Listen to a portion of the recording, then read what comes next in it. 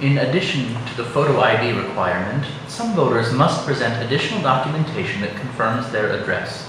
These voters are notified of this requirement when the county receives the voter's registration application. These voters are also marked in your poll book.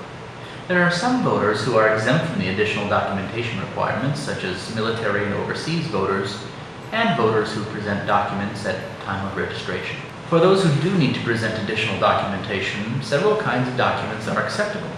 An Indiana driver's license or Indiana state identification card with the voter's current name and address. Now remember, these IDs can meet the photo requirement even if the address on the ID does not meet the poll list address.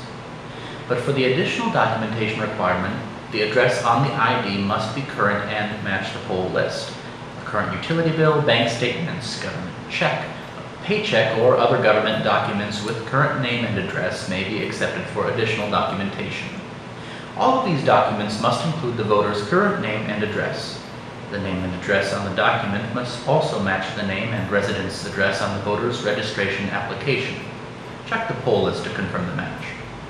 If the voter doesn't have documents with them that meet the requirements, it's okay for them to leave the polls to retrieve the documents from their car or residence before signing the poll list or electronic poll book.